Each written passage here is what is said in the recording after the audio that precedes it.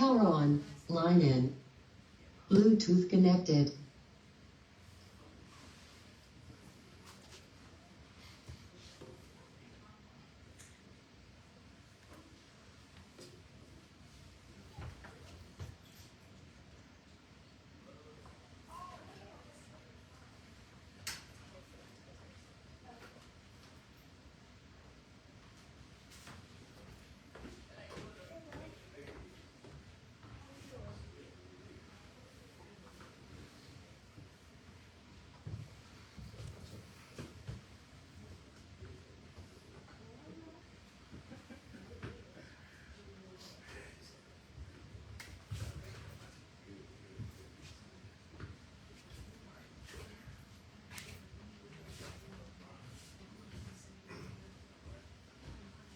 Check, check, check. Check, check, check, check, check.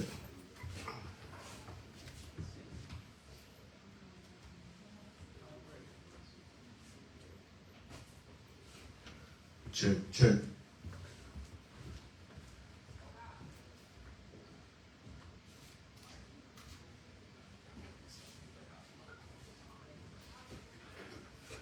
All right, we'll go ahead and get started, Joe.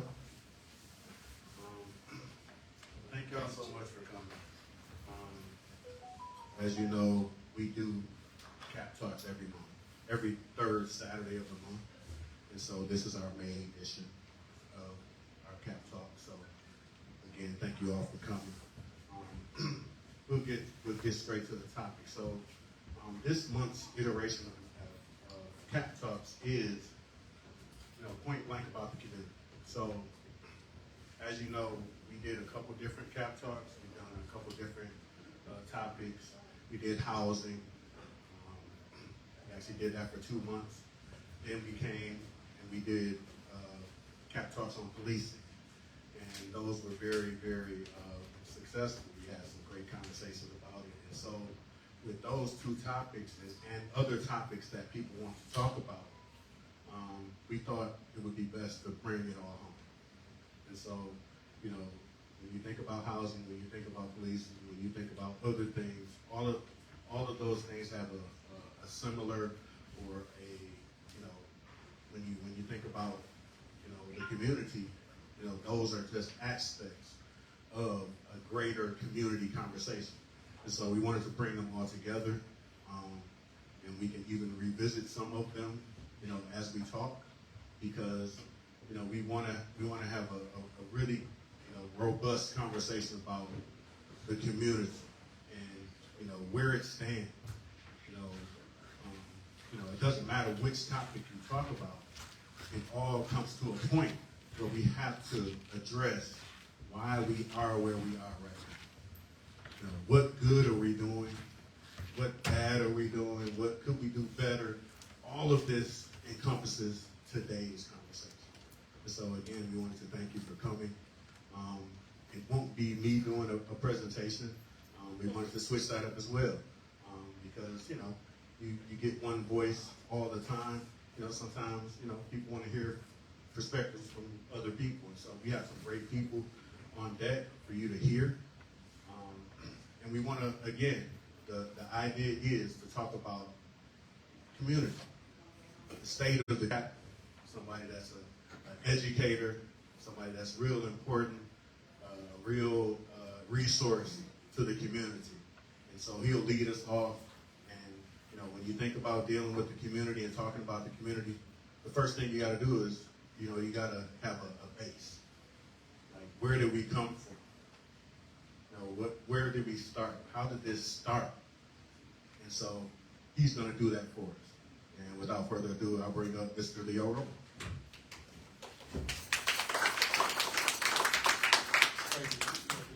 Hi, I'm Leo Rowe. I'm Saginaw. I grew up in Saginaw, and I went to school in Saginaw, and I still live in Saginaw.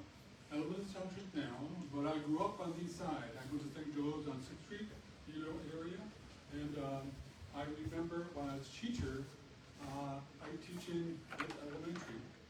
In Saginaw High, I taught Michigan history in Saginaw High, which I loved. I would to Central, I took history there, and the teacher could continue that, you know. I love the history of Michigan in Saginaw South. When I started teaching Saginaw, I found out I had to teach history of Michigan in Alto Saginaw. No program at all mentioned lots of Latinos in all programs. So as a teacher, I started my own program. They know about blacks in Latinos in Saginaw. Because I am white, actually, you can see that. My mom is white. My mom grew up on 6th Street across. Is that better? Yeah. My mom grew up on 6th Street across from Mount Olive Church. So I'm a grandmother there. I grew up in that area. I grew up on 4th and Johnson, you know, that area, because I lived at St. Joe's, you know. So at the same time, my father was born in Mexico. And so I got both, you know, the white and Mexican. And when I went to St. Joe in Saginaw High, and all my friends are black, so that's part of my life, totally. As a teacher, I want a program of Black history. This program here, I did it, it's like an hour and a half. I can't do, that's not today. But I'll do part of it for that reason. Okay? Thank you. Thank you. These are the reasons I got there. There's not really written down in the Black Saginaw.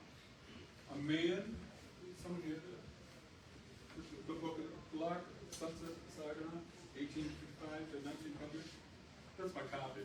You get it at the library at the time. And it's only like 50 pages. A man, Mr. Ruffin, actually, Saginaw, he wrote the book. That number, 1855, found out the first black ad in Saginaw we aware was 1855. We'll mention that. There's another book here, Michigan Manual of Freedom Province, 1855. That book, again, every book in Saginaw, in Michigan, has that book. Those are blacks at that time.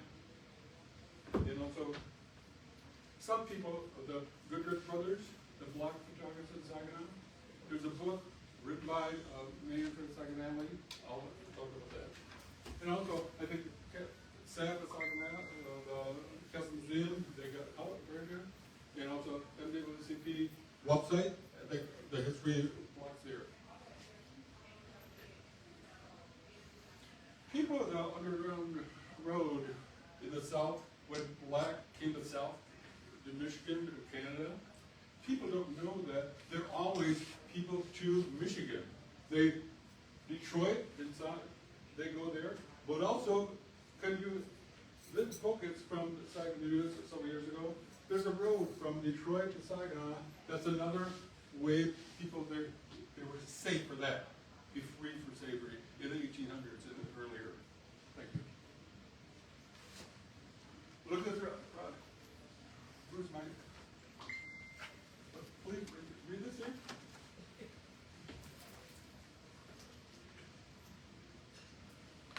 Good. So now read. Yes, sir. This is an ad for the newspaper in 1885. The regular newspaper at that time it's called East Saginaw. Read the article. Yes. The slave trade, Washington, June 2nd. Dispatches to the Secretary of the Navy render it certain that slavers bound to several southern states are now on the coast of Africa. Their cargoes are expected to arrive this fall in Mississippi and Texas. Any comment? I mean, this is a regular newspaper. That's the article. I mean, it's going, that's normal then. In 1859, slave was legal and moral. It's a business in the United States. To me, it's sad that they're talking at business normally. But, Saginaw News, every United States, that was normal then. That book here mentioned it. That's a book. It's got Michigan Manual of Freedom Progress. in 1855, the year it was written, that was 50 years after slavery stopped. So the governor of Michigan, they went to a group that says, with a 50 years since slavery stopped in Michigan, what blacks in Saginaw have done. That's why they booked this book of blacks in Michigan, Saginaw, Bay City, Lansing, Detroit, what process they've done in 50 years after slavery stopped in 1855. So this is a book about that. Again, one of the guys, a lawyer in Detroit, Mr. My mind, Oscar Baylor. He's the guy, lawyer in Detroit. He's the one helped get the book together. His family still in Bay City.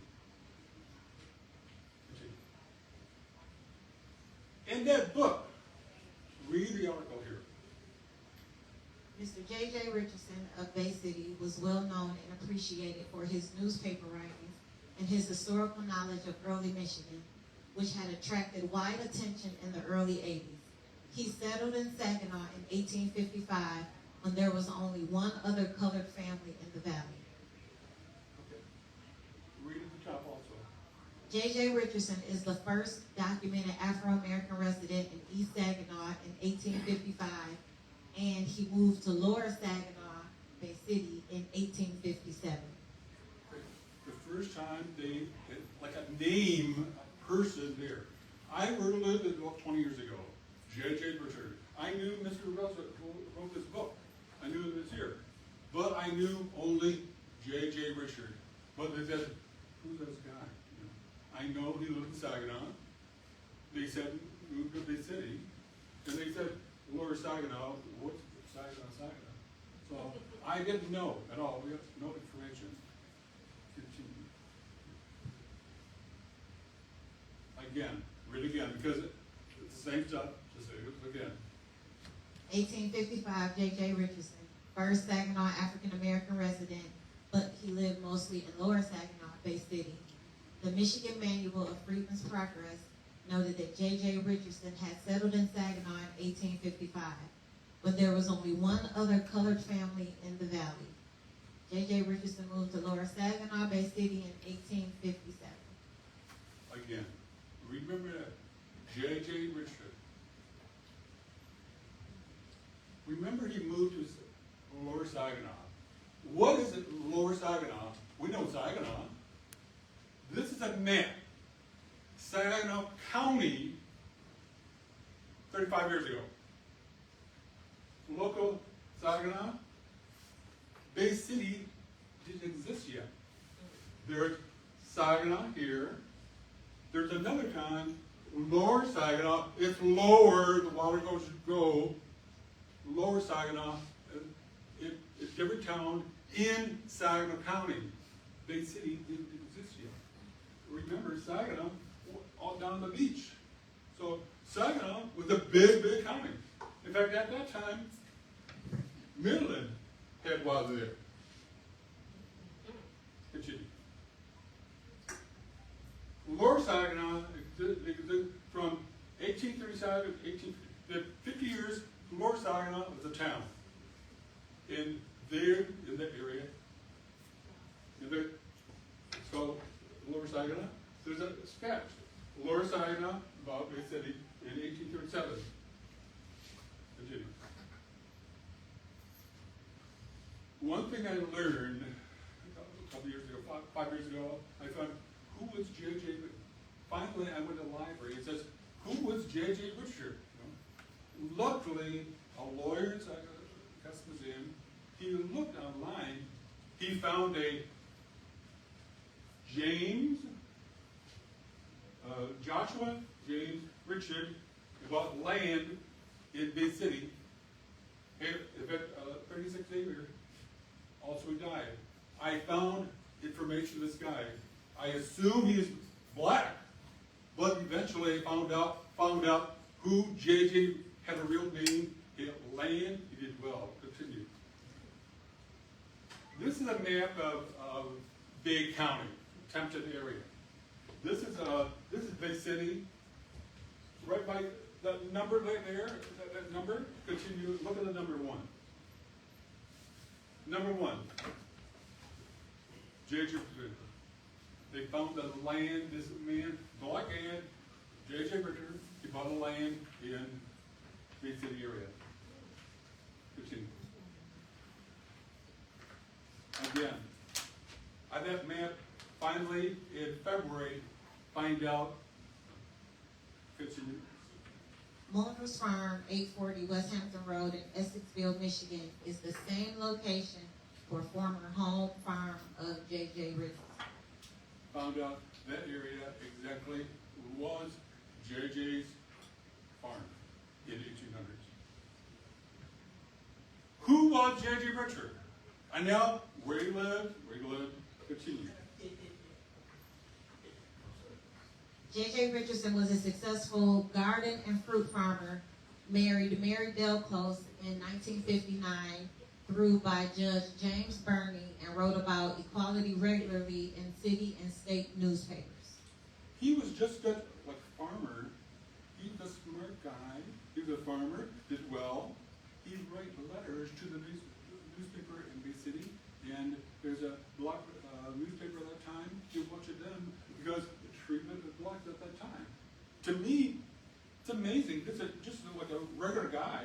He wrote very letters. I read some of the letters. They're very, very good. Leo, Yes. did Yes. you say 1959 or was this supposed to be 1859? Oh, that's an error. Thank you. Okay.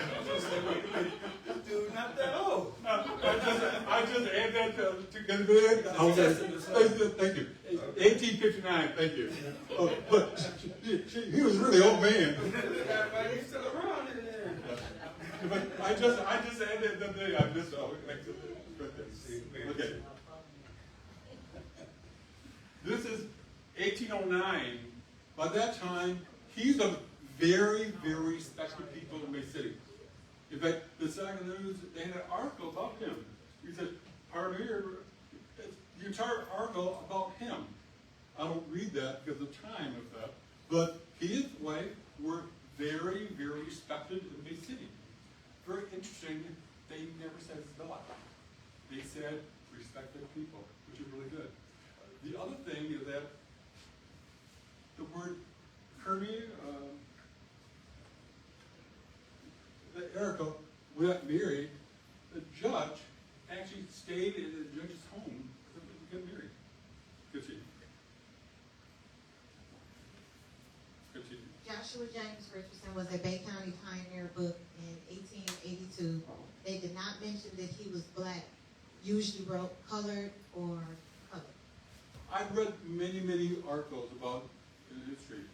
Usually in the 1800s, when they had black people, they said colored on the side of their name. That because that way you know that, you know. But for J.J. Richard, it also very, very famous of the Goodrich brothers, you know that? It's like they leave it, they don't remain as it is. They respect that as it is. Again, there's a book there. He's mentioned it. There's several pages about him. Continue. Another book. Second History Bay County book mentioned that J.J. Richardson, as a pioneer, 1883, did not mention that he was black. Again, finally I went to Bay City in the library, that information. But remember, when it came, at that time, Bay City was part of Saginaw County. At the same time, became Bay County, and they changed it. Continue. Third book mentioned J.J. Richardson in the Michigan Manual of Freeman's Progress in 1915. All are black people in the book. He was well known and appreciated for his newspaper writings and his historical knowledge of early Michigan. And that's the first time that name on this book. This name here, read it with a disciplined book. Mr. J.J. Richardson of Bay City was well known and appreciated for his newspaper writings and his historical knowledge of early Michigan, which had attracted wide attention in the early 80s. He settled in Saginaw in 1855 when there was only one other colored family in the valley. Again, why I said is a teacher what is right, you know? Finally, continue to show you. I found so far about 5 writings about him. Yes. An example of J.J. Richardson writing, small part of an essay. October 7th, 1909, Bay City Daily Tribune, page 20. Cause the race hatred in the South. To the editor. As a matter of fact, lynching is not confined to such crimes, but is resorted to for very slight offenses. Some years ago, a Negro was lynched in Tennessee for stealing a pig. He continues, I happen to know something of origin of this race animosity that exists in the southern states. My mother was daughter of a Virginia slaveholder. Yeah. This is a really smart guy to write. He wanted to defend them then.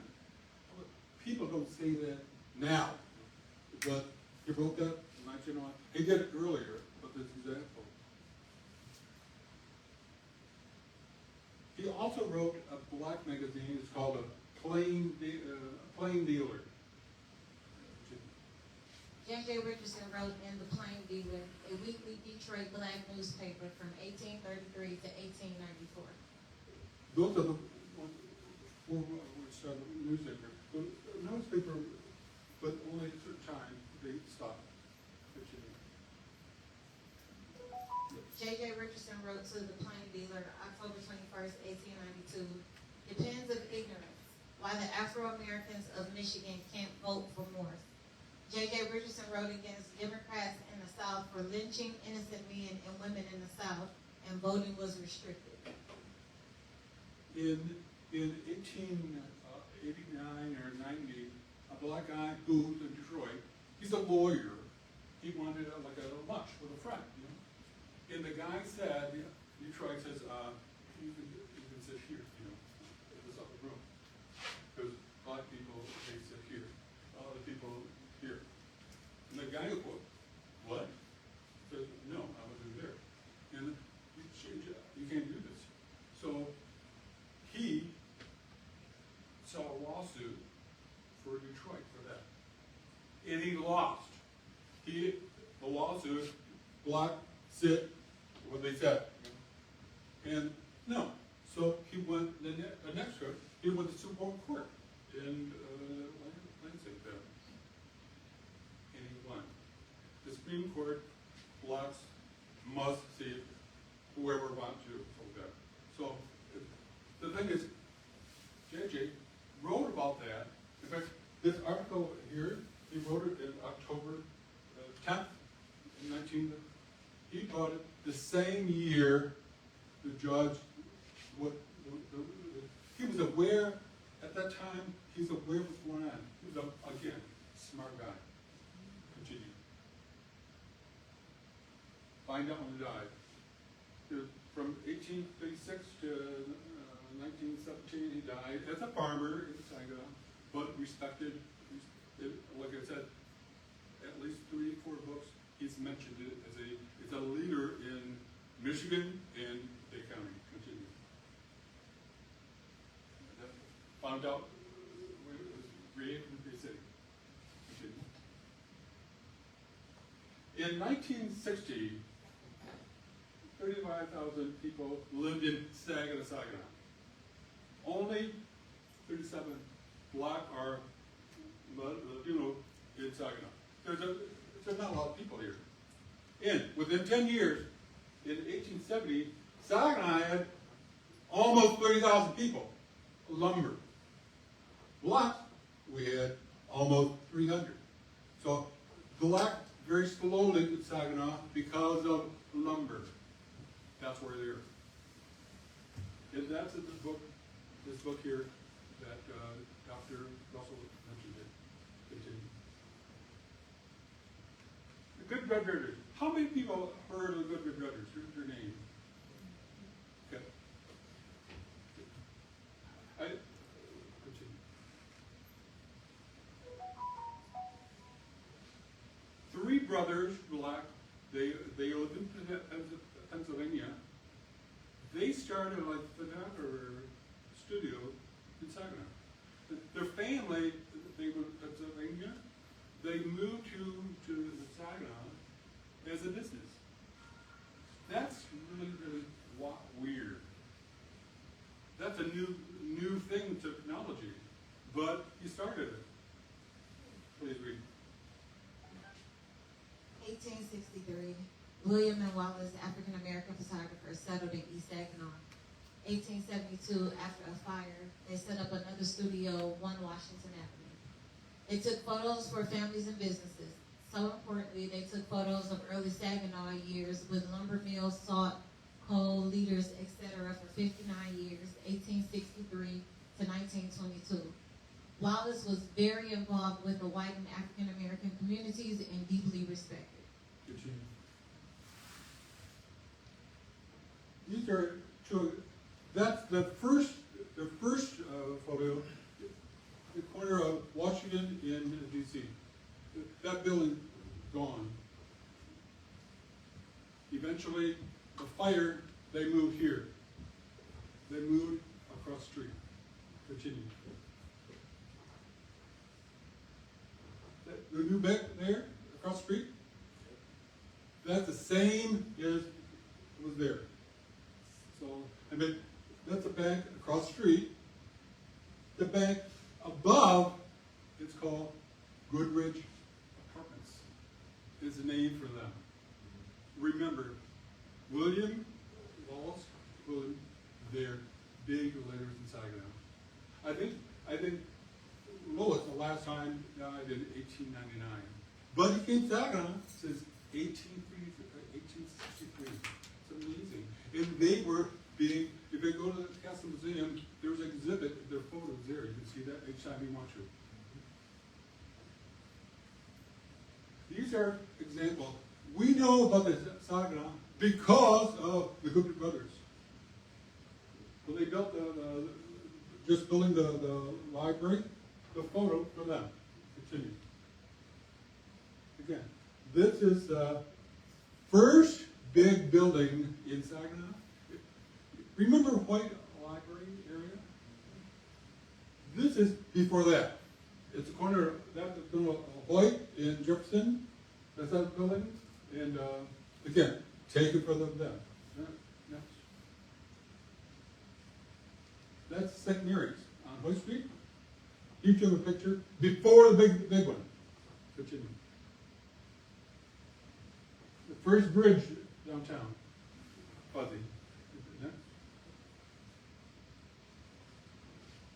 The Good brothers took 1,000 photos.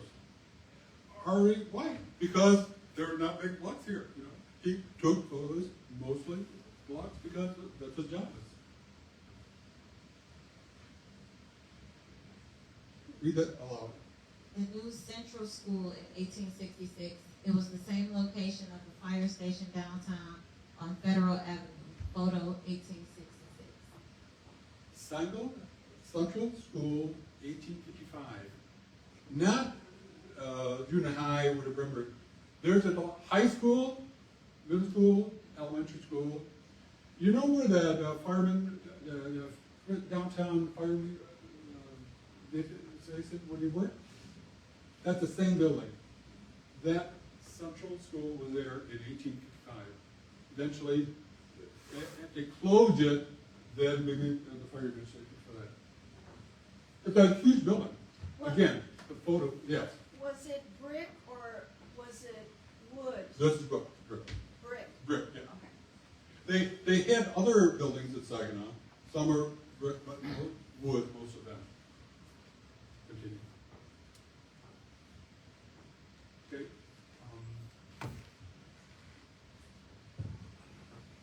Frederick Douglass spoke.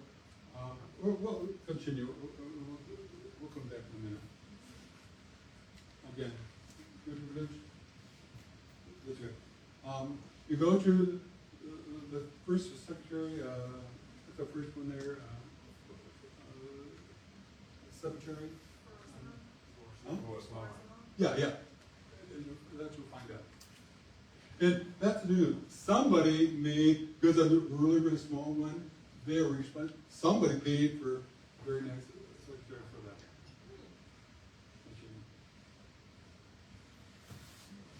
okay? Continue? Okay, okay. Use that one hand. So, I'll talk for three national speakers, Saginaw, Frederick Douglass, Soldier of the Truth, and Johanna Helson. If you didn't know, you'll know it soon. Continue. Frederick Douglass came to Saginaw 3 times. Twice. Came to in 1858. He was 5 years old, and came in January at Jackson Hall, and also came to the bankrupt Berlin Fair. Later on, also almost 20 years ago, he taught again, and he was 30 years in 1855. He spoke again a different location. He came different places because he was invited. Saginaw, still small town, and mostly white people. Why is coming? Because the good brothers. When Fred Douglass knew the Good British brothers, so they invited him. When it came to 85, they invited him because his family, he came. 1868. Then later, he came again. They answered that also. Continue. This is place that was good. January, spoke at Jackson Hall. Remember that sign, Savoy back on, there's a parking lot there? That's it's on Washington. In February, after a couple of days, he spoke at, it's called the Erling Hall. Remember the building, the bar on the bank? That same location where Doug spoke in 68. Continue. He came back in 1855. The first time he spoke here, the German area, the Bar Hall. Today, you know what that area? The corner of 4th and James? Yes. The same location. That building's gone. That's where Frederick Douglass. I think people should know that. I think to me, local, very national, world speaker, talk here. Continue. These are also photos from here. This is downtown Saginaw. This is a bridge. That's our Bancroft. That's our Herman Hall. It's all changed now. And again, River Hall. That's what we taught at 85. It's going down. But it's on James the 4th.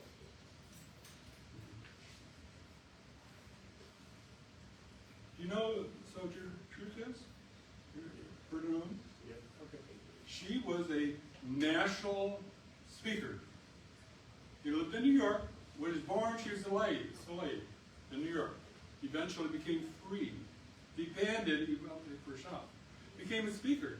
Actually lived in Michigan in Battle Creek. He taught in Saginaw in 1881 and also 85. When he taught at church there on Jefferson, it's $2 in the library, she spoke there twice. In fact, at that time, it's called the empty church. Then it became Jefferson Avenue Church. Now it's called Kingdom Live Ministry. Whenever he spoke, like a postcard, he sold for like $10 or whatever, 10 cents or whatever. She made her pay for her home. Continue. Again, the Saginaws, I've got Saginaws articles. All things I've written down, I got in the library. It takes for hours to get it, but all the information there. Continue. Again. This is a little bit the last one, okay? Okay. Everybody knows about Uncle Tom, the stories of that.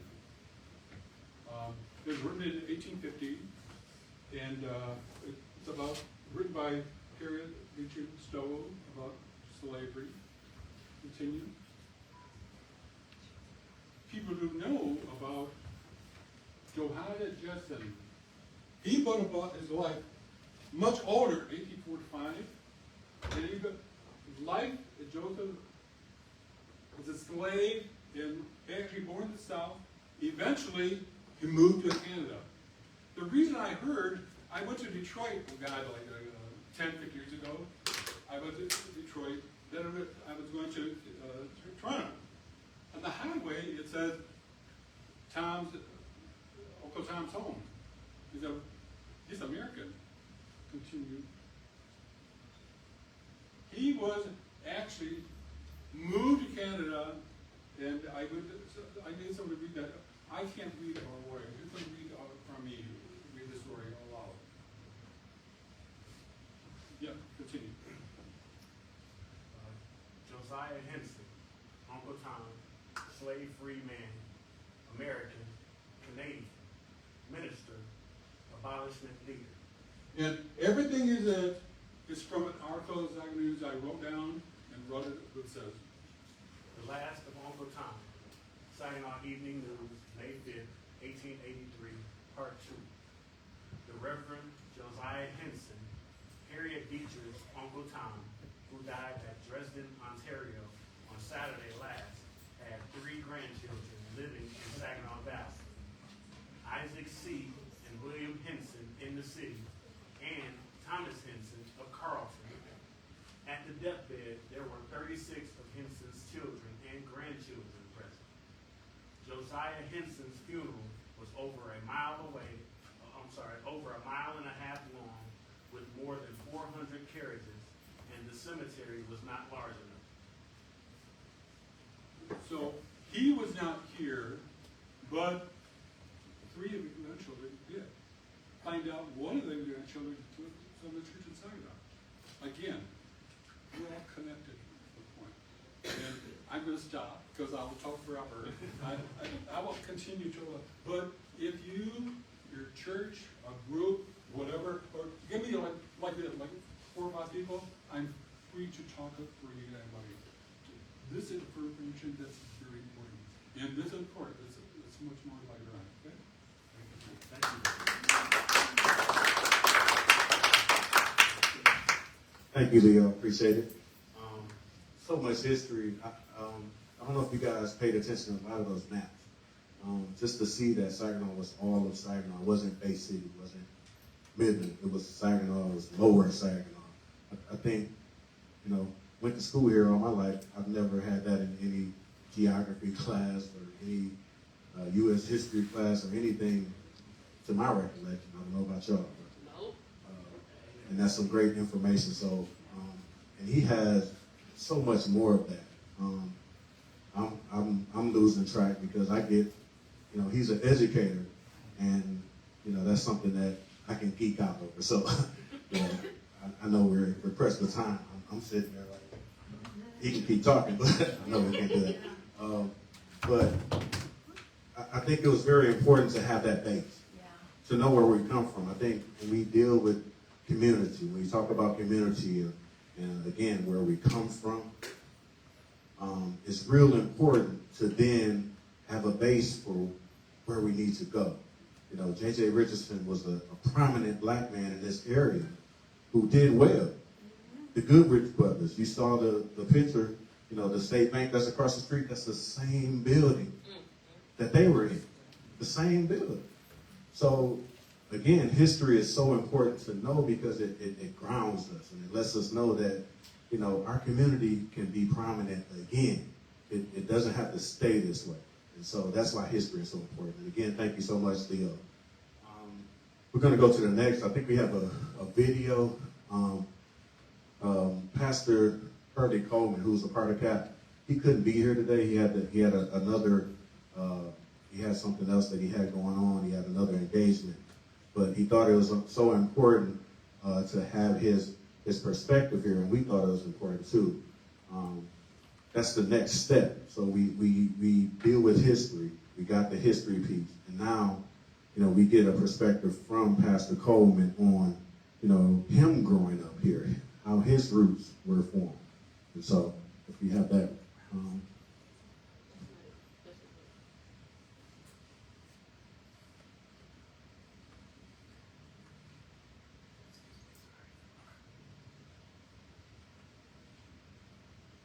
while he's looking for that, did anybody have any questions for Leo? Are we looking at that?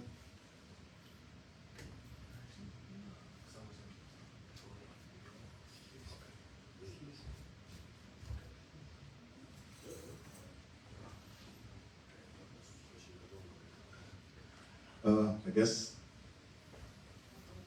yeah. So, I guess we're having a difficulty with the video. I don't know what the video is. So we'll skip that piece, and we'll come up to our next speaker. Our next speaker, we'll bring, the community's perspective from the 70s, 80s, 90s, that era. And give a perspective from that era as far as our community and what our community was like. So I'm going to bring somebody up who's also a part of CAP, who's part of our executive board, who's our hospitality director. Everything you see, with our hospitality and our presentations with our food and everything, she does a great job with that. So without further ado, I want to bring up Miss Rosemary Dugan.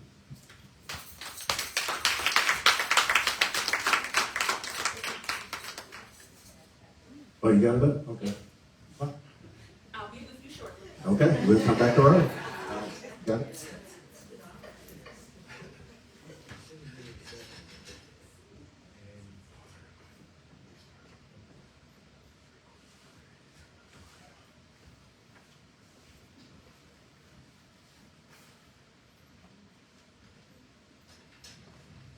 I'm sitting here in Saginaw, and I'm at a park in the city of Saginaw.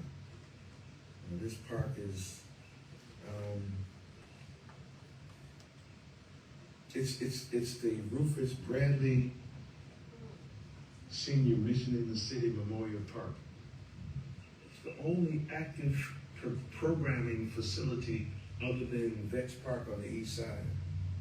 This church, New Life Missionary Baptist Church, is active in our community.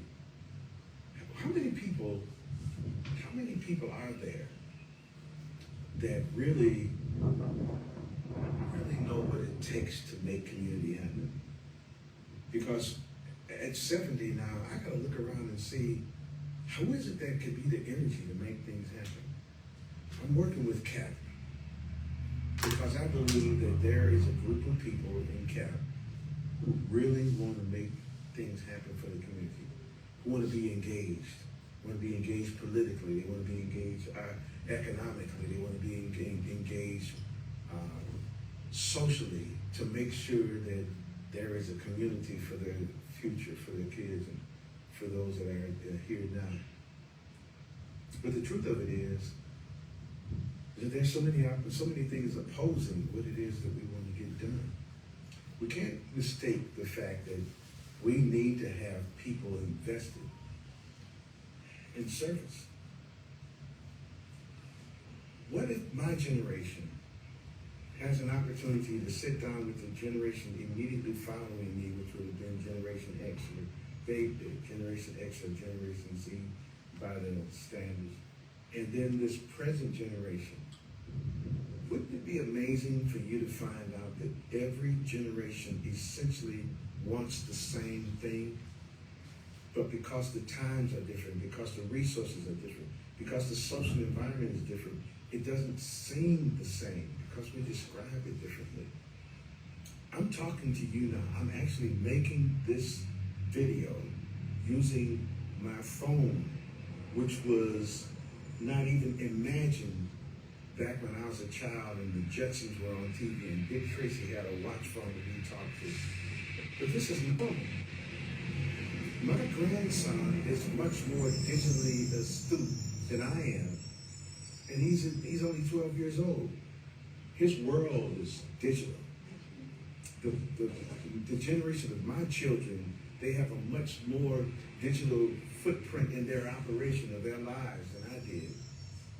And so for me, I remember when the remote control for the TV was one of us.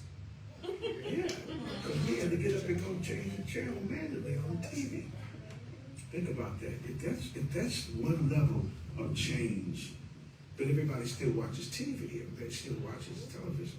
If that's one level of change, everybody wants a car, but now it's a matter of whether or not you're going to get an electric vehicle that you'll plug in versus a gas vehicle.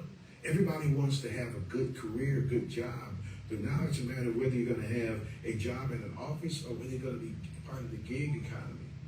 Man, how things have changed. Today's conversation is the kind of time when we got to hear all the voices. We got to hear all the voices, and every voice has to respect the other voices because we come from such different perspectives. And then we've got to find a way to work together for our community. Can I let you in on a secret? Everybody in the world is not excited about what you're excited about for your community. But there are people who are a part of your community who want the same thing that you want in your community. So I'm asking us, everybody, let's be open, let's be transparent, let's be courageous, let's have the tough talk, let's say the tough things, and let's be honest and honorable in our intentions, and let's change things.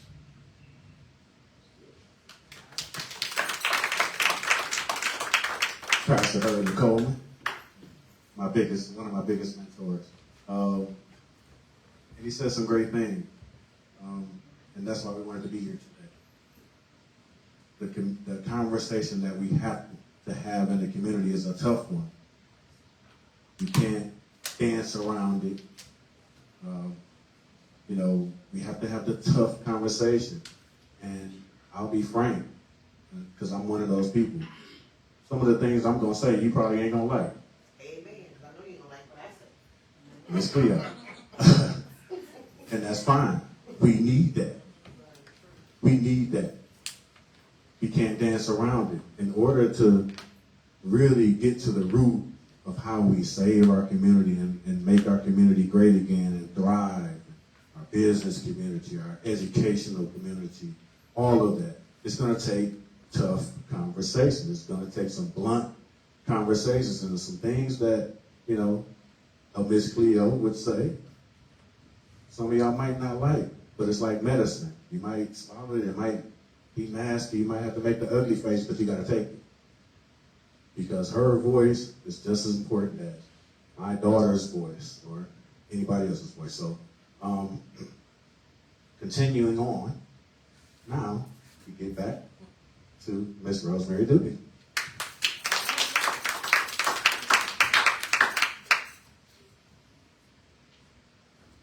Good afternoon, everyone. Kat has made me get up and do this because I am naturally a writer. I am not a speaker. But growth is always uncomfortable.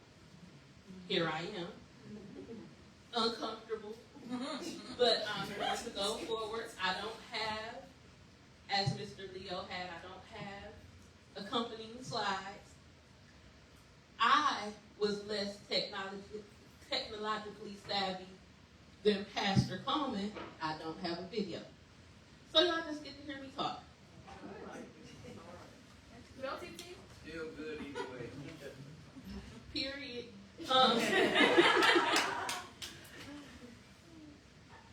The Saginaw that I was raised in was a dying Saginaw. But we had us some good times.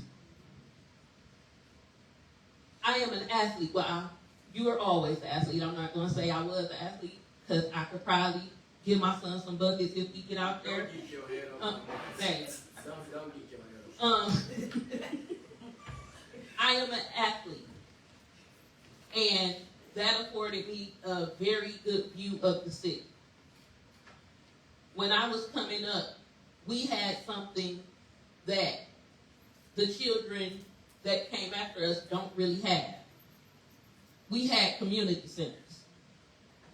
And those community centers helped shape many of myself and my peers.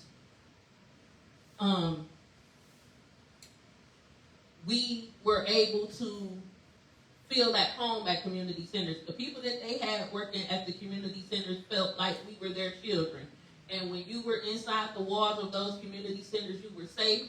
Those people in those community centers would do anything to keep you safe. Yes, we did have a gang culture when I was growing up, but those community centers were neutral places. You didn't have to worry about being from the east side and being at the Nave. You didn't have to worry about being at the First Ward and being from the south side. When you were inside those places, you were safe. We had things like the Red Hacker, the Gus Macker, friendship games, goodwill games, and these community centers, they were where we were practicing. The community centers took children out of the city limits that probably would have never been able to go anywhere. My first camping experience was with the Boys and Girls Club, which was the community center for my side of town. They took us fishing. We had Girl Scouts come to the community centers. Boy Scouts came to the community centers. We had sewing circles at the community centers. Some community centers even had reverends come in and they did Bible study at the community centers. We were tutored at the community centers. Like, I know at the Boys and Girls Club, if you had bad grades, you couldn't even go into the gym. You were relegated to the game room until your grades came up. In the summertime, what I've seen working in the school system, because I've been a paraprofessional at Francis Ray Academy, what I've seen is that a lot of students, they don't get any food once school is out. At the community centers in the summertime, we ate those Crustables and those, the little metal juices. Slap. I'm looking for them. And the community centers had resources for families as well. If I went to the community center and my clothes were tattered, they were pulling my parents to the side and asking, was anything wrong? Was there anything that they can do? And we were giving those resources. They were helping people find CAC when they didn't know that that was a resource. Community centers were the lifeblood of our community. That's one of my favorite things to say because it's true. You go on the south side, you find somebody my age or 10 years older, they're not going to tell you that they weren't at the neighborhood house because everybody was over there was at the neighborhood house. You go on the other side of Genesee, they're going to tell you that they were at Trinity. You go to the north side, if they weren't at the Civitan, they were at First Ward, maybe they were at both, but we were always at somebody's community center. That's something that I weep for my son's generation. They don't have that. There's nothing like that. Yes, they have their own Boys and Girls Club now, and nothing against those Boys and Girls Clubs, but it's not the same. It's not what we had.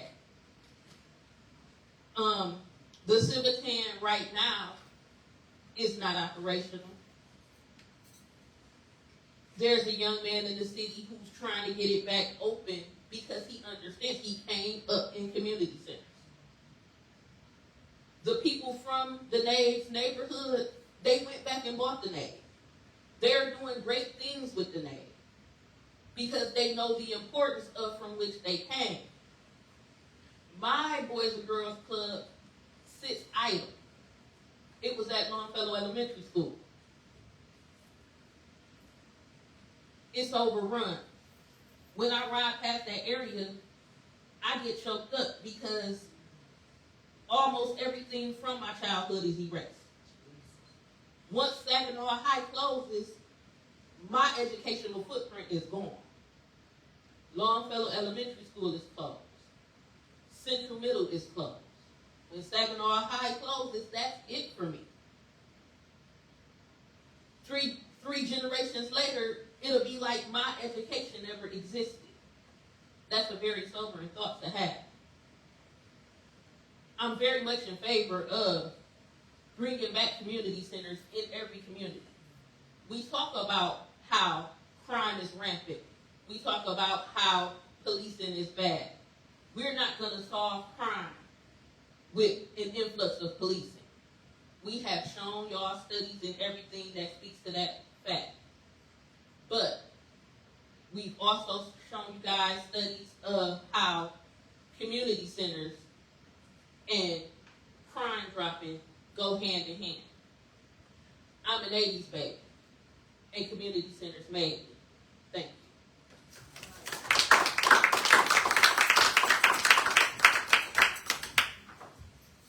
you. Amen. I come from that same generation, so I'll second that. Mine was Trinity, by the way. And what can he say? When you talk about crime in this community, you know, it goes along a typical path of policing. You can't police back to prosperity. You cannot do that. You can't. And it's not even proven that policing even works. So I'm not going to even go down that rabbit hole today. But thank you so much, Rose. And now let's pivot to what she alluded to in her speech. The generation of today. In my time, we had community centers. In my time, we had, things at the Civitan. I don't know, some of y'all, I know my wife knows Mommy Wicks. I remember Mommy Wicks at the Civitan, who did arts and different things, and she's slapping our fingers with with that ruler trying to play the piano. We don't have that. And so I don't want to speak for them. I'll let this generation speak for itself. And who else better than somebody who man, he's doing so many great things as a young person. I'm in awe. Credit to his mom, who does a great job with him. He has Swag Magazine. Great student, great all-around kid. None other than Swag Magazine's own CEO, Julie. First, I just want to say thanks to Jeff and all the members of GOT for allowing me to give a more youthful perspective on today's discussion. I'm going to be real brief with you all here today. All the stories that you've been telling earlier today, it talks of a Saginaw that was somewhat more connected and unified. And in today's age, that's not the Saginaw that I know and that I see every day. There's a sense of division among our community. It seems like everybody, we want to compete with each other and not collaborate. We're hurting each other more than we're healing each other. It used to be, if I know, then you know too. And now it's more of a, if I know, I'm going to keep it to myself. And if I do tell you, you got to pay me for it. Stuff like that. Like you said, community centers, big part of Saginaw. And it seems like we don't really have any more of those. I don't know any community centers that we can go to. Sometimes these days it feels like there is not even a corner store that you feel safe going into by yourself these days.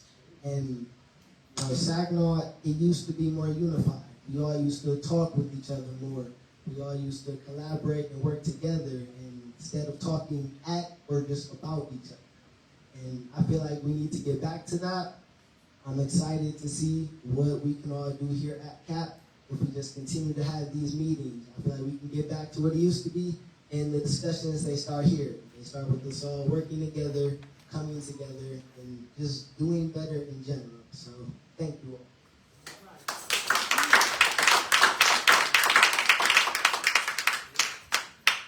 Thanks, Julie. Yeah.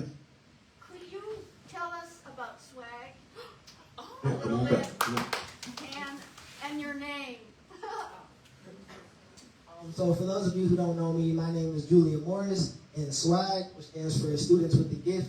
It's a magazine for teens, written by teens. It talks about everything that you would see in an everyday magazine, but it's all from the perspective of kids, teenagers, somebody my age, and what we think and our take.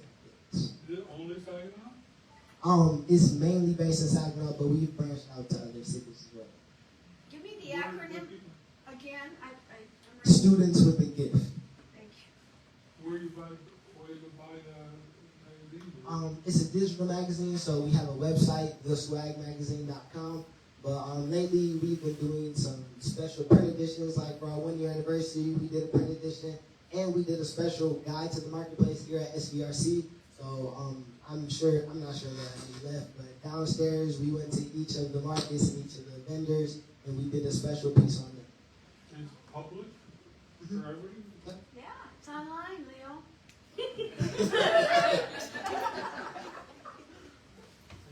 Congratulations. Thank you.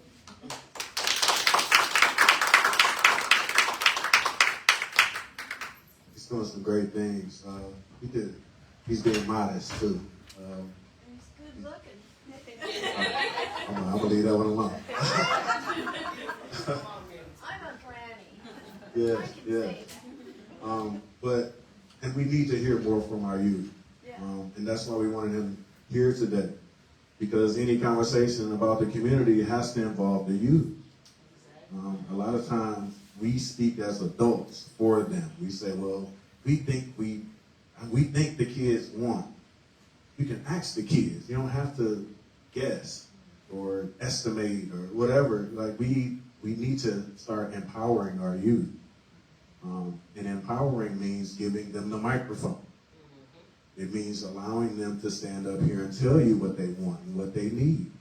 They have their own voice. Absolutely. Yes. They do. And we have to empower them to use it. So that's a big part of this. And I guess the question begs itself. Now that we've heard from all 4 generations, what do we need? How do we move forward? What's hindering us? When you think about a living thing, sometimes you have pieces of it, like even the human body. I know many of you know what diabetes is. And sometimes you get a limb that's not getting circulation anymore. Sometimes you got to cut a limb off to save the whole body. That analogy fits in the community as well. There's some things we got to cut off. Because there's some things that's dying. And we don't want to lose the whole community trying to hold on to a piece of it that's dying. And so this part of the conversation, and if Danita, you come up real quick. I know we wanted to do something different, but maybe we can just go into the conversation.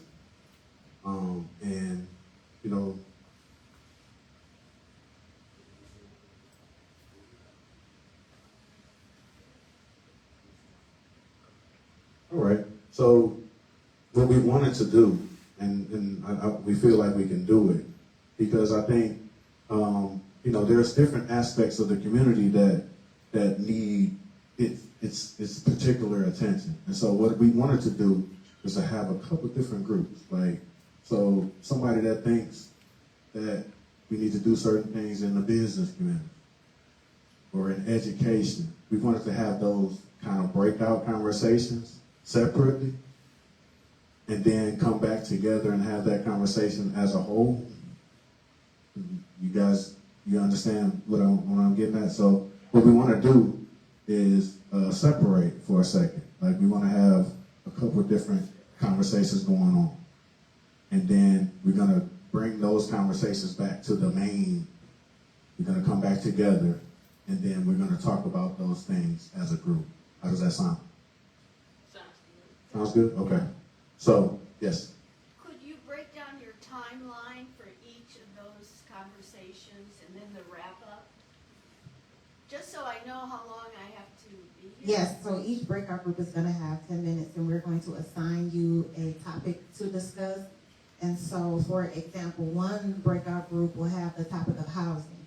And in your breakout group, you will be responsible for defining what the problem is with housing in the Saginaw community and what you think needs to be done to fix the problem of housing in the Saginaw community. So we're going to separate you all. We will be having our young people involved in the discussions as well. You'll have about 10 to 15 minutes to work together as a group, designate someone to kind of be the spokesperson so that when we come back together as a whole, that particular person can come up and let us know what you believe the solutions are to your particular issue. Okay. All right, so if I can get you, Toya, Rosa. Rosa, and Durrani in a group over here. And you all attack housing. Leo, this young woman and young man, and Jack. If I can get Do you want to utilize the conference room behind you? you all can tackle economic development.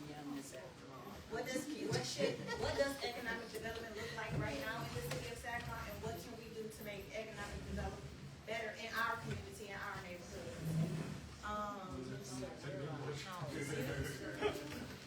And Jay. Want to use the conference room behind you? Education. Education group. Yeah. Do y'all want to separate and go into the conference room right there?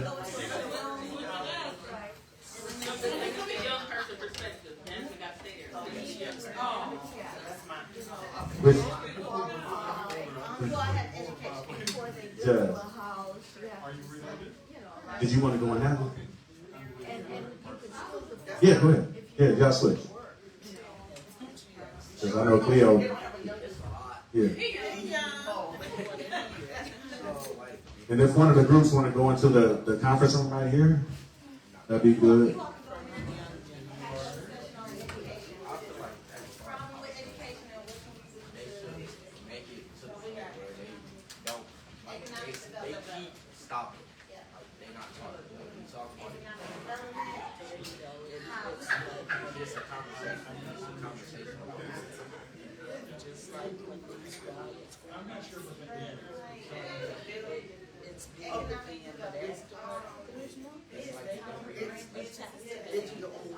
So in housing, there are different categories. There's single family owned with a lot. There's multiple family, could be a townhouse or,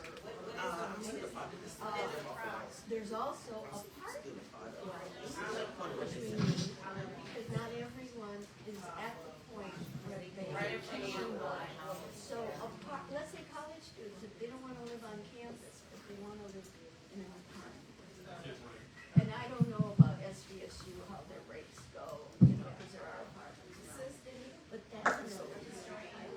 How are we gonna attract a younger population who is just starting out, you know, maybe they just maybe they got a job somewhere now, or at the hospital, or a good job. They have to. So I agree, the need is there. Now, to whom is it up to do these constructions? Is it the private sector, the city, the county, the federal government?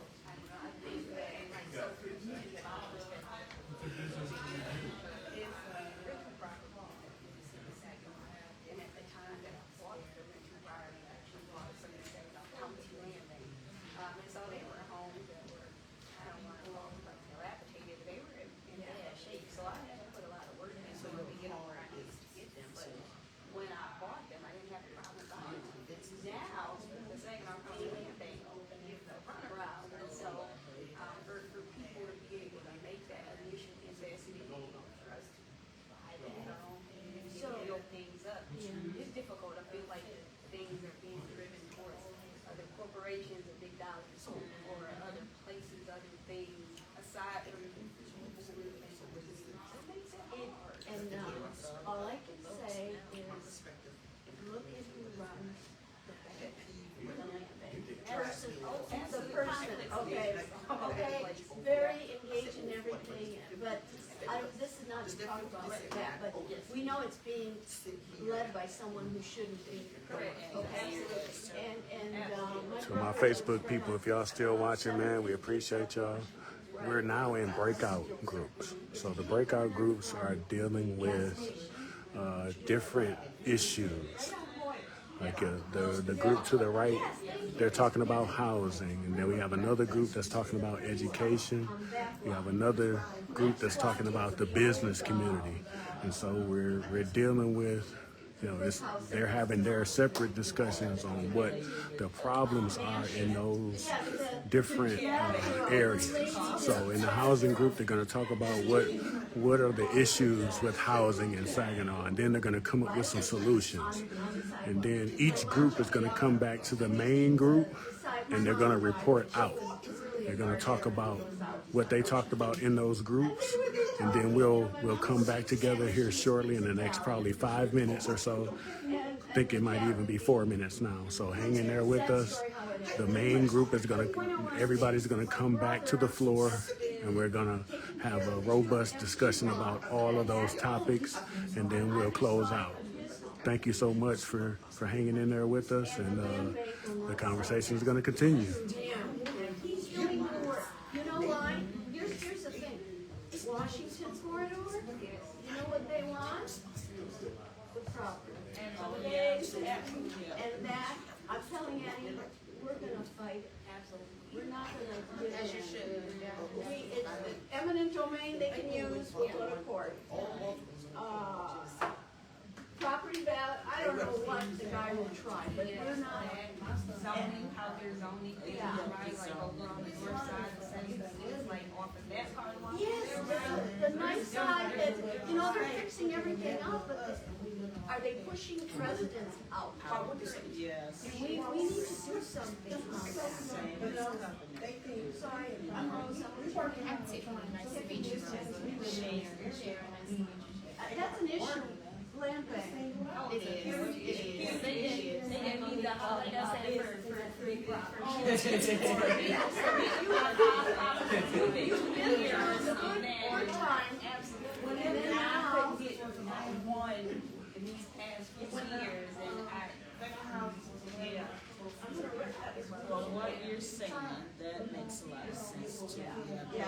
They start, but they don't finish. So, It's about students. There's just a lot of conflict, even for the council people who are saying the first time.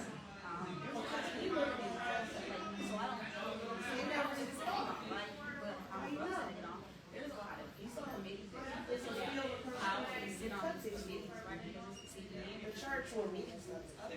Other people really make decisions on what happens. live in Tennessee.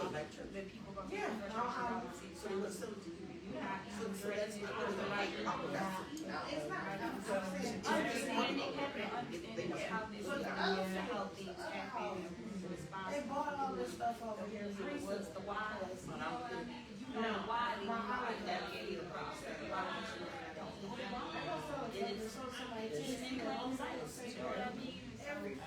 Whether it's the city or the township, they're all still the city of Saginaw. So Why can't we be open I don't understand.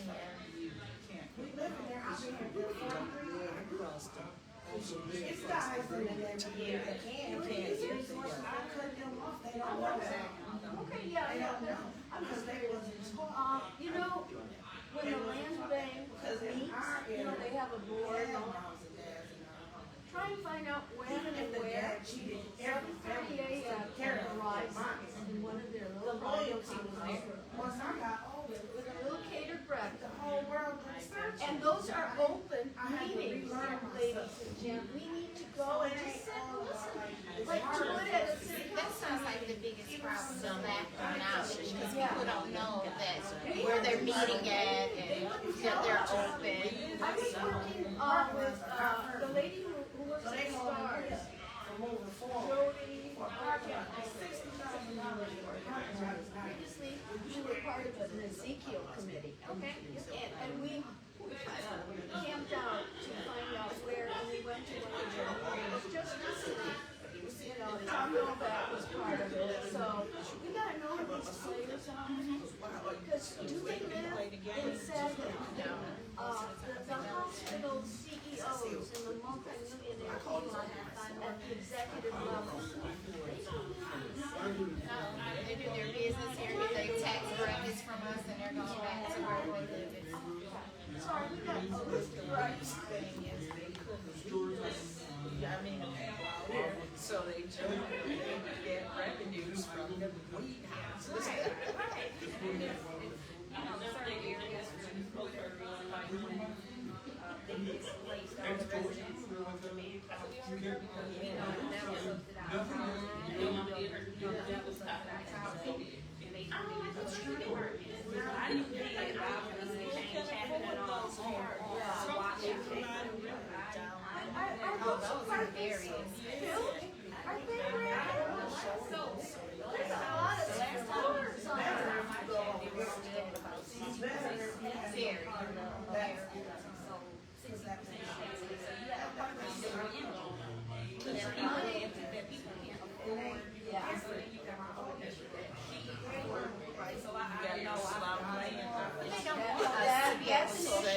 That's the thing, they're trying to regulate the population that resides in those apartments.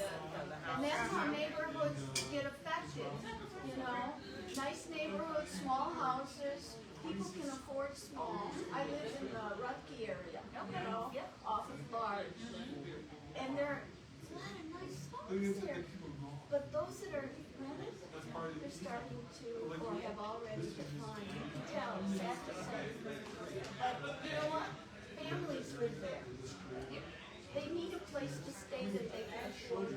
And sadly, the landlord standards are below what they should be getting. So it's like, I mean, it's like Saginaw. I have a really nice sale person's license, but not because I sell houses, but because once you make so many real estate transactions, you gotta hire one and pay them some like I'm hiring for myself. So what I know is I have a broker that I deal with right that holds my license. So a lot of the landlords in Saginaw are not from here. They never said I'm from Saginaw. Like there's a lot of California investors, a lot of Texas investors. So they go to my broker. They don't see houses for sale for us. They're like, oh, that for them. They're like, oh, that's cheap. So they buy these houses up. Hey, what's the minimum amount? I need you to get this fixed up. They never set foot in the city. They never set foot in houses. And it's like, My niece, she has land, so you don't think it's that. But I tell you, what goes wrong with that house is on top. Even the appliances. Nice stove. But you can't find them. it's rare. so for the local landlords, like almost, I was voluntold that I needed to join the landlord. And they are really and so they all come together and so when you know, oh, we might have some big cheese, but stuff happens. And so they all come together when somebody's trying to force their hand or they're in a board or something in that space, they all come together and they give a person a hard time for that. So rent from this particular another landlord, but this association got behind the scenes and there's and it comes out with this happening. So they already like blackball the person's name. It's easy, but I know I didn't say because I need to see They're up to what's going on. So you use your ways because you have nothing else beyond offered. Are they a private, or is it a non-profit, or is it just Just a regular old association. I had to go to Detroit to be a part of it. $21 million. So I get this perspective of how it's affecting they and also they're doing the same thing with French in comparison. Because this is been around for a long time.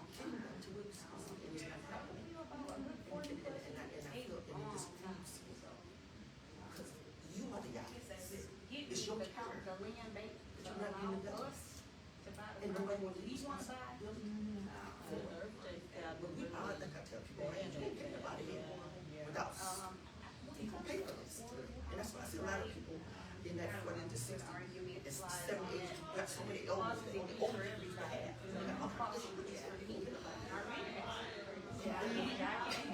As long as you're taking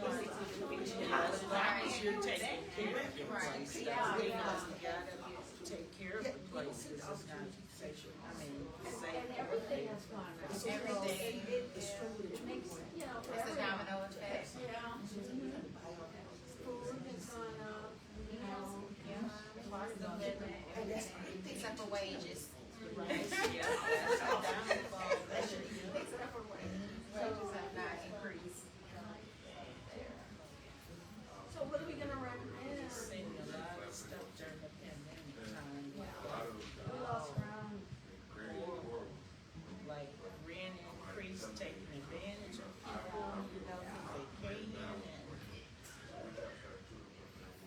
But we designate you unless you want to be. Right, one of you? I support you. But you are. We don't have recommendations. Recommendations, but what they said is stuff, then we'll meet again and bring to the table. We had time to draw the, you know, items we need to research. This young lady. It'll be real quick, because, you know, we don't have a lot to do. I know. You know what that is? Good teamwork.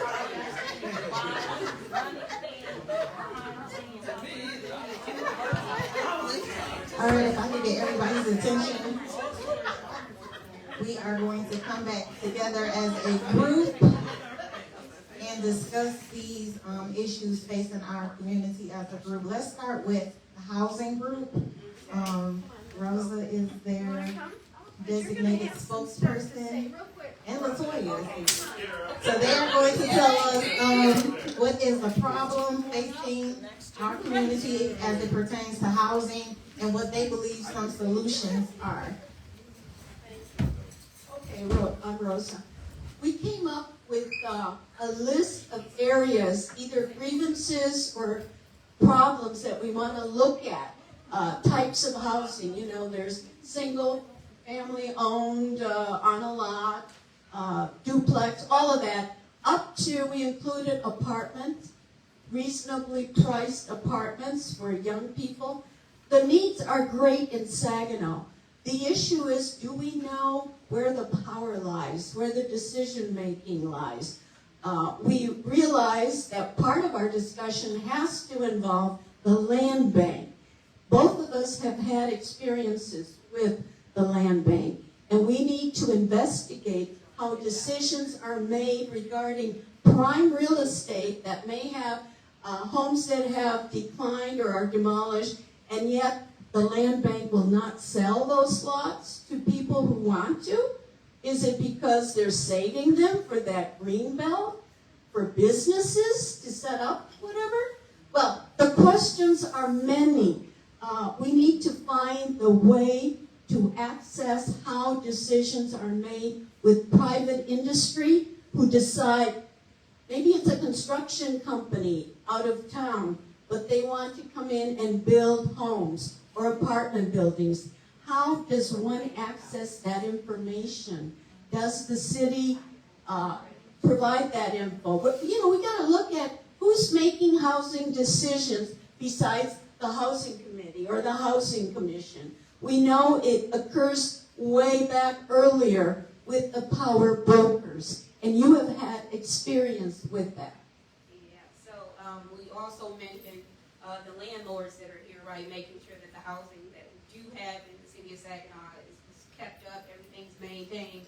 I mentioned that a lot of houses in Saginaw are not owned by people from Michigan, not people from Saginaw. You have people from California, people from Texas that have business dealings, business partners here. They look and they see how much our houses are. To them, it's dirt cheap.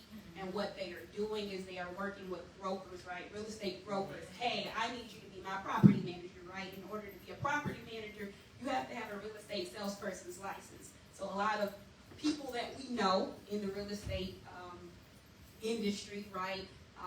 They actually work with a lot of these investors. They're the property managers. These people never set foot in Saginaw. They don't maintain the properties. The property managers aren't making sure that the properties are maintained either, right? They're just collecting rent and setting up eviction notices if people aren't doing the things that they need to do. I actually mentioned that I'm a part of a certain association, and I won't say the association that I am a part of, right? But I'm a part of this particular association that has to do with property, owning property in the city of Saginaw County, actually, right? And the association is a bit ruthless. Sometimes tenants, people get blackballed, right? So if they call out a landlord for being a slumlord, hey, they'll come together and, hey, we don't want to rent to this person. Don't you dare rent to that person, right? And so the association was so ruthless, I wanted to leave. But then I said I'm not going to leave because I'm going to lose my insider information. Right. So I can take the information that they're using against the people who look like us, but bring that back to the people who look like us and say, hey, this is what's happening, right? So between knowing the why, knowing who really makes the decisions around here, how things really run, right? Sometimes we go to city council and we fuss at city council, but we also know it's really the city manager and the people who run certain committees that are really making the decisions, right?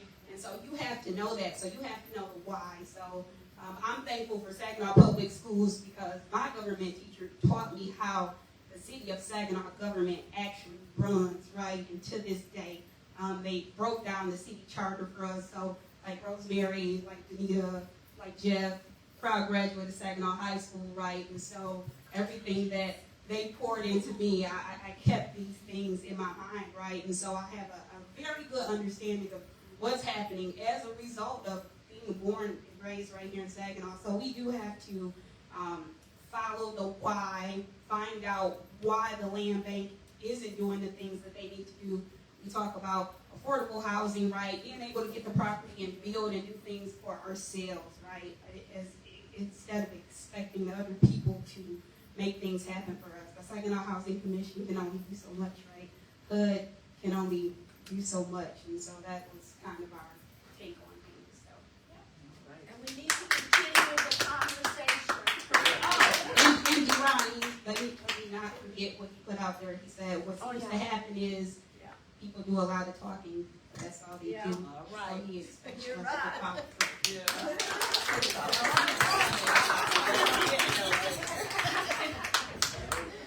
Thank you to the housing group. Those are some very good points that they brought up because we have a local land bank authority that's run by Tom Miller, and then we also have a state land bank authority as well. Also, another thing about housing, if a person wants to build a house in the city of Saginaw, we know that housing materials costs have risen tremendously. So you can build a house in the city of Saginaw knowing that it is going to cost you more than what that property would be valued at. So what do we do for residents who want to build in the city of Saginaw? What can our city government do for them? Can they give them a tax break to help offset some of those costs of building new housing stock here in the city of Saginaw? There are other things that we need to think about to make our residents, make people in our community want to build houses in our community as well. So thank you, Rosa and Latoya, for speaking for your group. Those were some very good points. Rosemary, did you get that down? Okay, thank you. All right. Next, we will move on to Ms. Cleo. She is the representative for the Economic Development Group. And they are going to tell us what we need to do to get some investment in our own community. Oh, thank you. So we're talking about economic development, which are programs, policies, or activities that seek to improve the economic well-being and quality of life for the community. And we're talking about Saginaw, predominantly Black community.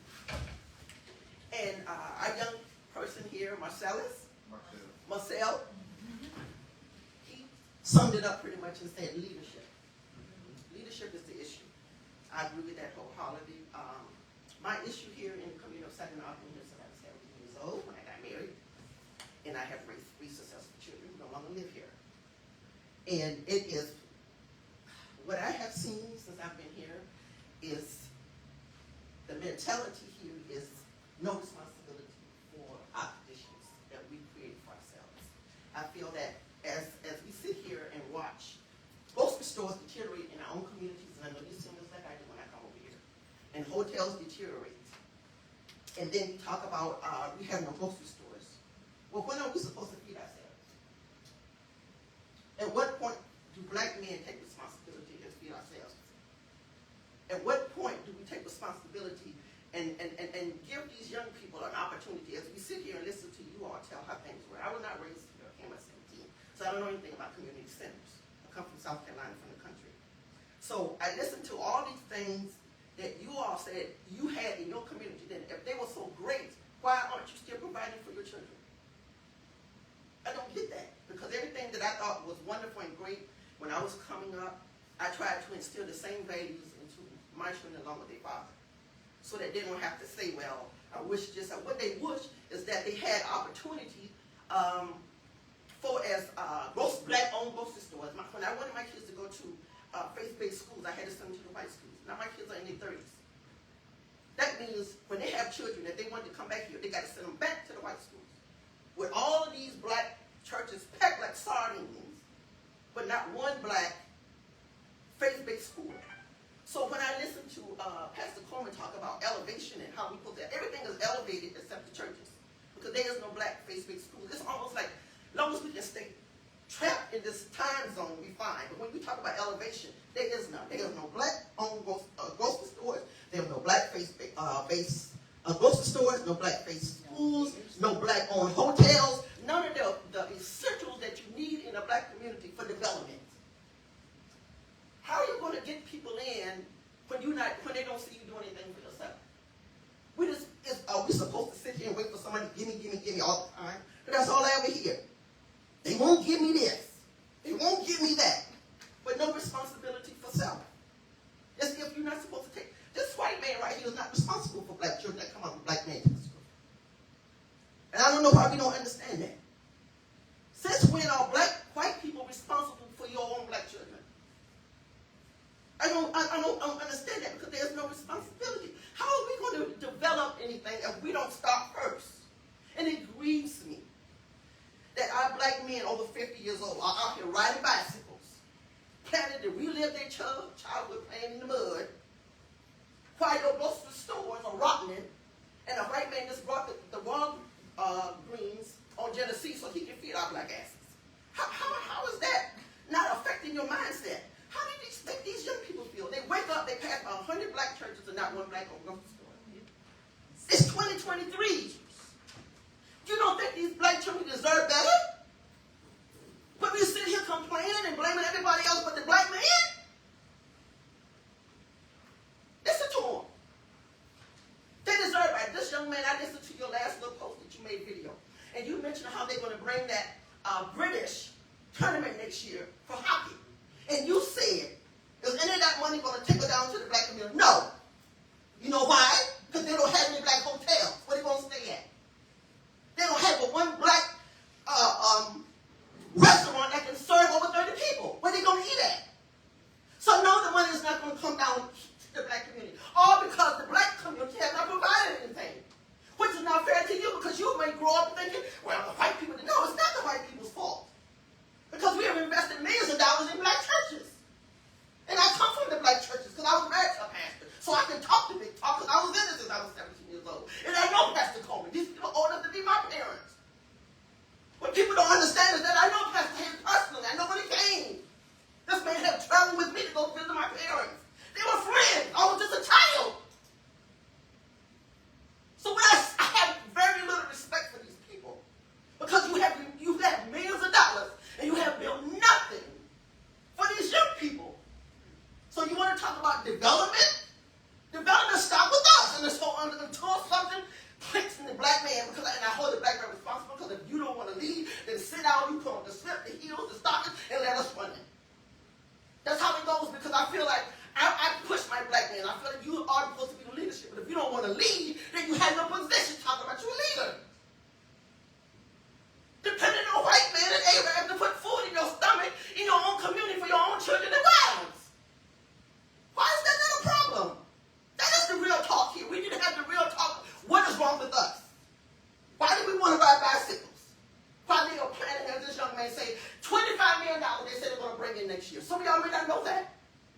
an event, $25 million.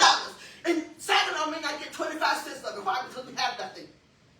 So you want to talk about party? These white folks are going to show you what a party is next year. When they bring all these hundreds of thousands of people into the community, they won't come over here. Why? Because we have nothing to offer. Whose fault is that? Who is to blame for that economic issue? So when we talk about economic development, it starts with us. Don't start with City Hall. Because one thing I know for sure, with this city packed like sardines, with millions of dollars invested in black churches, if you wanted any better, you would have done it. That I know for a fact. If you wanted better, if Walgreens that man just bought would have been a church, it wouldn't have been there. If the old Kroger's that's deteriorating in front of these young people would have been a church, it wouldn't be there. You would have bought it already had it been a church. That's the only thing you seem to invest in a party. The next party, you got 4 events part of, and none of them are benefiting these young people. None of them are doing anything for them. How is that fair? They don't get to see black on grocery stores in their generation, but you want to talk about what you saw in yours. How is that fair? And you going to blame who? Him? Or her? That's economic development. To start with ourselves and then talk with black men in this community, have a talk with themselves and figure out what the hell is wrong with them. It's going to continue to deteriorate. Because there will not be no prosperity. As long as all y'all want to do is ride bicycles and play games. And these black young men have nothing. Why did they bother you? My heart grieves for them because I brought up and I did everything we could to make sure our children had the best. And I don't have any grandchildren yet. I grieve for everybody else because I don't understand how these your children and you want nothing. How can you be Christians? You are holy, you don't want a faith-based school, but you want to talk about there's no prayer in school? Oh, why would you build a school? You can pray all you want. But you wait for the white man to do something for you. The white man got to feed you, Negro. He got to figure out how to get you collard greens. Why you write a bank? That's it for me. You can finish it up.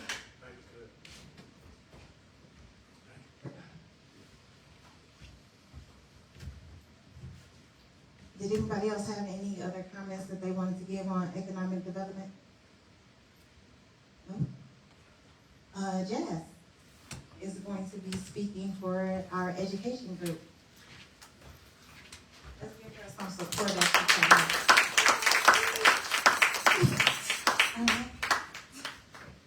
I'm Jazz and I'm nervous. Calm down, take deep breaths. Far as school problems, we feel like there's not enough schooling. Like far as Saginaw Public, there's only one middle school.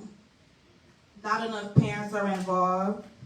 Not enough information being handed out. Like all this today, I'm graduated. I didn't know any of that at all. It used to be a lot more volunteering than there is now. We feel like the solutions are after school activities and meetings where parents can be involved. And I feel like there should be no suspension. I feel like when you do something, you shouldn't be at home for 10 days at home doing nothing. I'm not saying you shouldn't be punished, but you go to school all them days and be in one classroom, no recess, no friends, you and whoever else, and that's it. It shouldn't be you at home doing nothing, out work, chilling, eating, having fun. Parents probably at work, you at home doing whatever. We also feel like, more resources should be available for the parents. And that's it, Jola.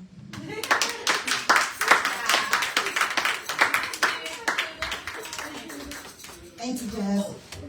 To Jazz's point about there only being one middle school, with the bond that we did pass here in the city of Saginaw, there is going to be another middle school.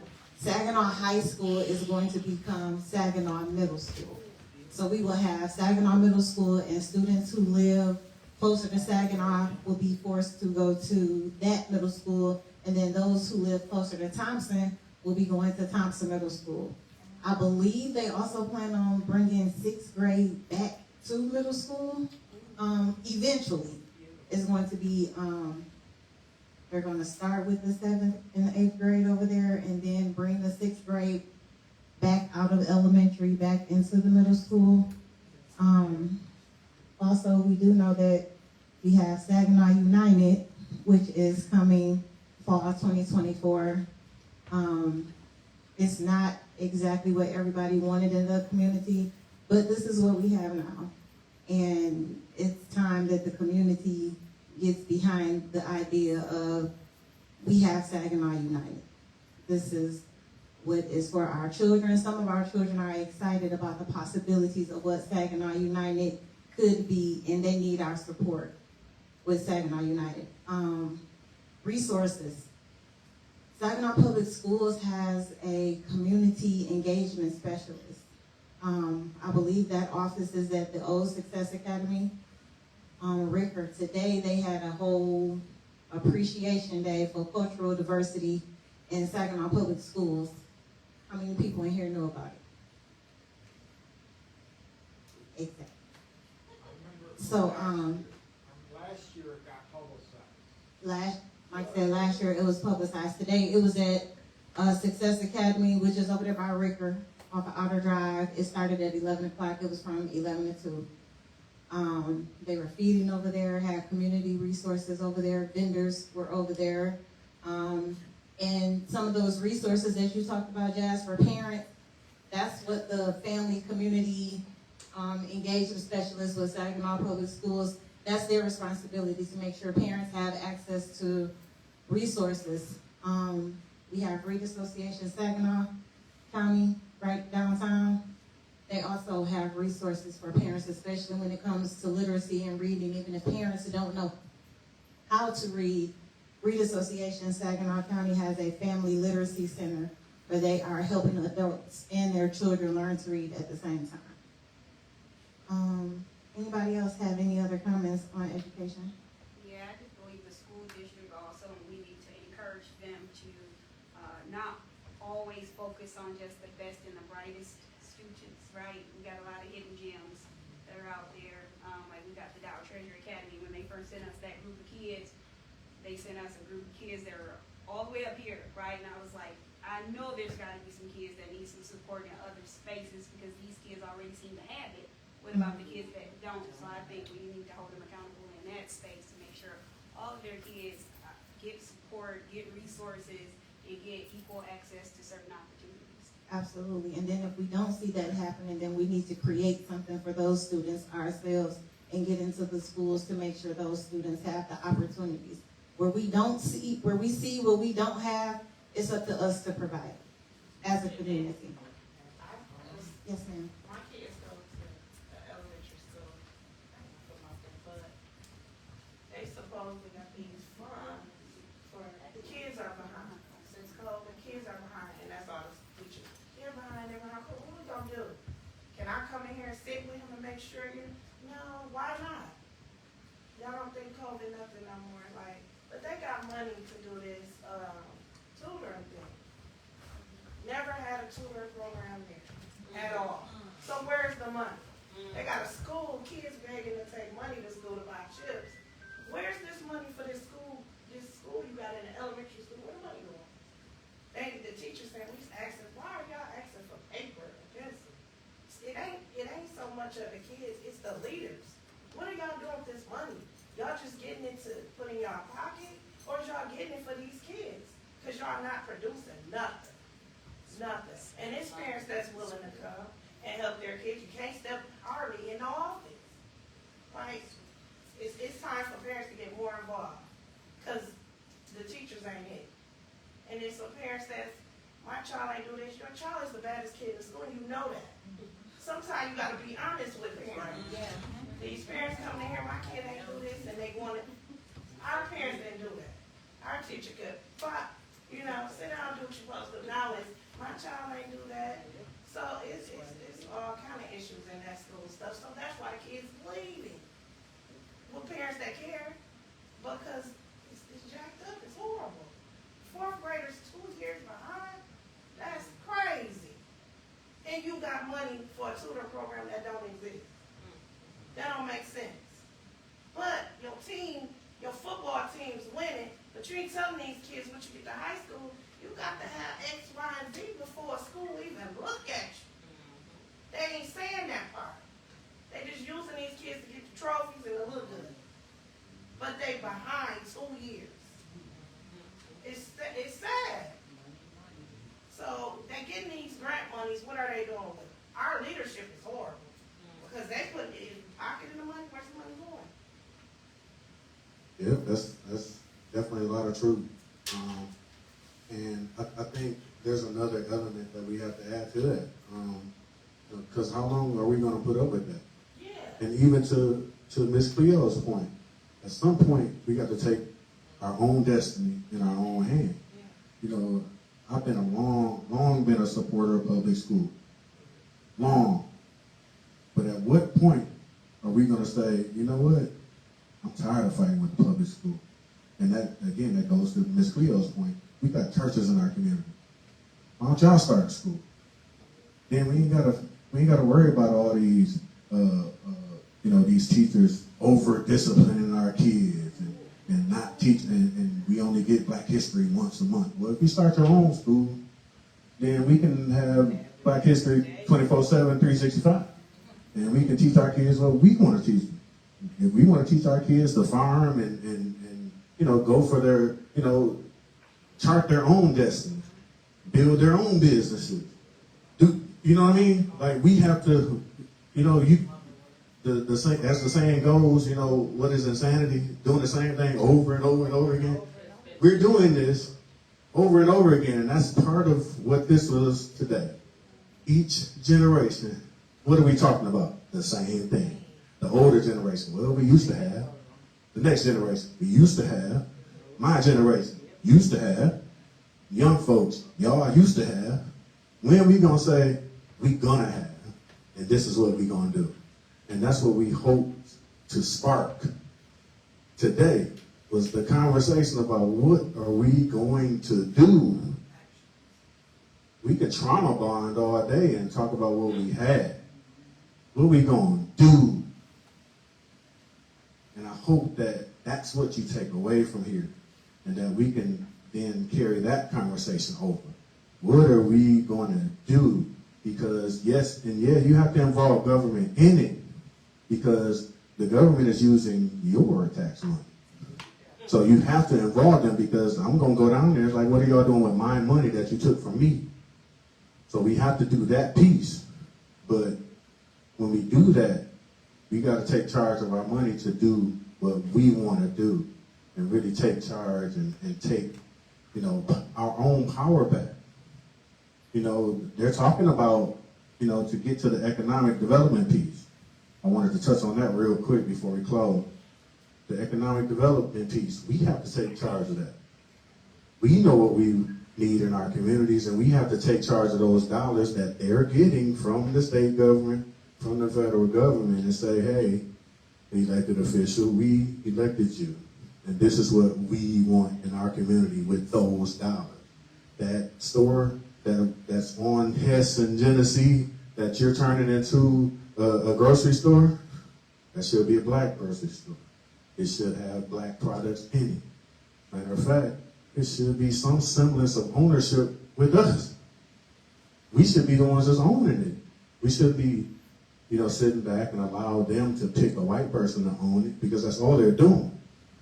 Somebody that knows about the funds that they can get from the state government, and they said, hey, I want to apply for those dollars, I'll own it. It's up to us to tell our local government, no, that ain't how that's going to go. We are going to get those dollars, and then a Black person from this community is going to own that store with those dollars. And it's going to service us, because it's in our community. We have to take charge. And I hope that's what we get from it. I hope. That's what we're going to continue to drive home as CAP. I know, as I'm looking at my CAP people, that's what we do in this conversation, in these conversations, is really start to think differently, taking control of our own community. It's time to take control of our own community. It's ours. We live here. and the dollars are ours. You know, I don't want to go too far down the rabbit hole, but we got to take control. We got other folks owning stores in our neighborhood. That's a problem. That's a problem. And I drive right past those stores. You ain't getting mine. And then more of us got to start doing it. You know, that's just real. I promise you, I'm being real. My mom wants to send me to that store to get her whatever. I'd be like, Mom, it's going to be a little bit longer because I'm not going there. I'm going somewhere else. I'm not going to keep feeding them, and they treating our people like trash when they going there. You owe me 3 cents because it was $1.97. You don't even want to give me my 3 pennies. What? Give me my money. I'm sorry. Well, thank you all for coming out today to this CAP Talk. We meet every third Saturday right here in this space to discuss our community and figure out solutions to how we can get back to what we used to be and how we can be better to, like Ms. Cleo said, provide something for the next generation to have. To Jeff's point, there are 6 seats that will be open on City Council next year. So, if your elected officials have not been doing what you want them to do, what you elected them to do, and what they have been promising to do, then the next election, there are 6 seats that will be open, and you can put 6 new people in that position to get action and to get movement. So again, thank you for coming. Everybody have a blessed weekend.